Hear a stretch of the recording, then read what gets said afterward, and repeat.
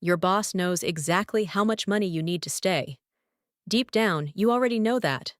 Or at least you've suspected it. What you may not realize is how they arrived at that exact number, and why that calculation has far less to do with you than you think. It feels personal, but it isn't. Your direct manager has a budget, and that budget has a ceiling that was set long before your name ever came up in any conversation about a raise. What you're paid wasn't determined by an honest discussion about what you're worth. It came from a much colder question, one no company ever says out loud. What's the least a capable professional would accept before deciding to walk away? There's a distinction almost no one ever explains. The difference between what the market says your role is worth and what your company has decided it's worth to keep you. The first number shows up in salary surveys, industry benchmarks, and compensation reports that any HR department can confidently reference if someone asks. The second number is almost never documented because it isn't a market value, it's a retention calculation. And that calculation isn't always meant to pay you fairly.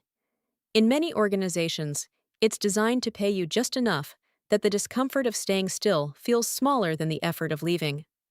You probably assumed a raise would come as recognition for your work. But in many cases, raises don't come because you've earned them. They come because losing you has become a credible threat. One principle drives a surprising number of compensation decisions inside companies: replacement cost. When hiring and training a replacement costs more than keeping you at your current salary, there's usually no urgency to increase your pay. The conversation about your value often begins only when losing you stops being convenient for them, not when staying stops being convenient for you. That doesn't mean every company operates this way intentionally. Most compensation decisions aren't the product of one cold, coordinated strategy. They're the result of fragmented budgets and inherited policies that no one has seriously revisited in years. But the outcome often looks remarkably similar to a deliberate plan. And for you, the practical effect is exactly the same, whether anyone consciously intended it or not. There's a phenomenon within compensation structures that very few people know by name. It's called salary compression. It happens when a company hires someone new for the exact same role you already have and offers them a higher starting salary than you're earning today. That happens because the external job market has moved upward while you've stayed with the company, receiving only modest annual raises. Your tenure, which should be an advantage, ends up becoming the very reason you make less than the person sitting next to you, despite having far more real experience inside the organization. And that's where another uncomfortable reality comes into play. Companies usually have far more budget flexibility to offer competitive salaries to outside hires than they do to people already on the payroll. Adjusting the salary of an existing employee is much more complicated. Promoting from within means reviewing salary bands across the organization. It means justifying the increase compared to similar positions. It means opening uncomfortable conversations about internal pay equity. Hiring someone from the outside requires none of those explanations. That's why, in many organizations, it's structurally easier to pay a new hire well than to pay you what you're worth for staying. It may look like financial disorganization, but in many cases, it's simply the result of poorly aligned incentives. And this is where something few people are willing to acknowledge becomes impossible to ignore. Your salary isn't just a number.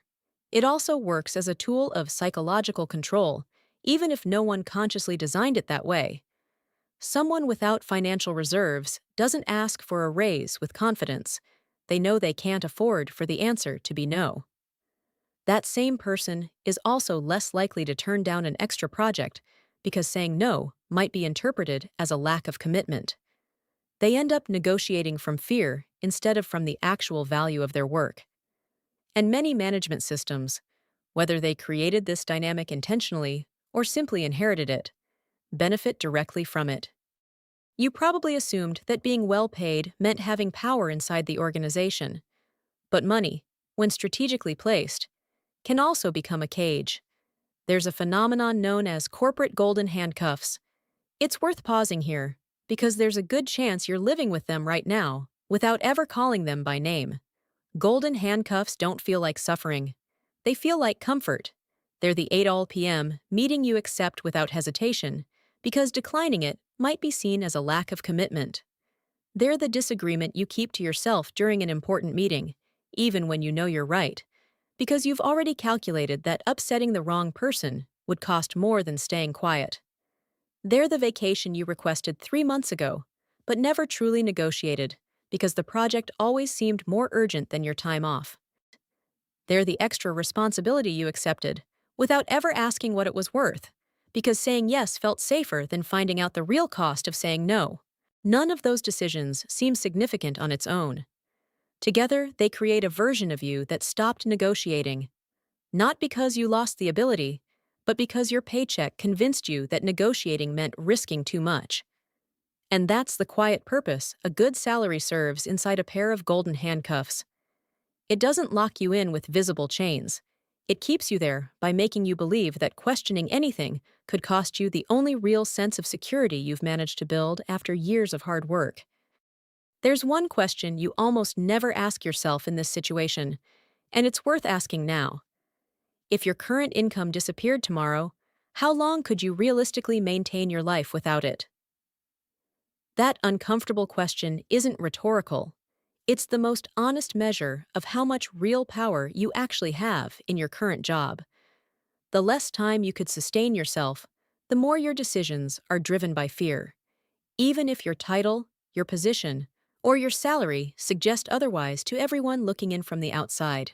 And there's another mechanism quietly holding all of this together, one that's almost never discussed: the silence between coworkers about how much each person earns. Talking about salaries is almost always treated as awkward, even inappropriate, as though asking a coworker what they make were somehow disrespectful. But that discomfort doesn't protect employees. It protects the system that employs them. Because as long as no one knows what everyone else earns, it's impossible to identify pay inequities, impossible to negotiate with real information, and impossible to know whether your salary reflects your role or simply reflects the fact that you never asked. Some organizations have already adopted pay transparency policies because they recognized that secrecy among employees was perpetuating disparities no performance review could fully explain. And what's interesting isn't simply that the information exists, it's what happens once people start sharing it. When salaries stop being secret, differences that once looked like coincidence begin to reveal a pattern.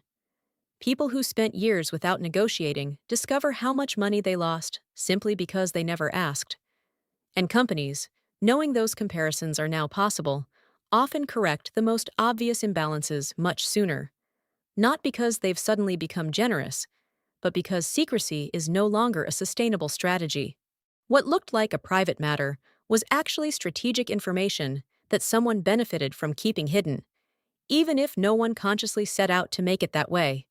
So the question is no longer how much you should be making. The real question is how to build financial leverage while staying in the very same job. This isn't about quitting tomorrow or constantly planning your exit. It's about no longer operating from a place of urgency. Someone with financial reserves negotiates differently, asks differently, chooses when to stay silent with intention instead of fear, and saves their voice for the moments when it truly matters. That isn't rebellion. It's strategy. Real power inside an organization never comes solely from your title or your performance. It comes from how long you can survive without that particular paycheck, and from how well you understand the system you're operating in. Until that changes, your employer will continue to hold more power than you do in that negotiation. But that power stops being absolute the moment you stop operating blindly and start seeing how the game is really played.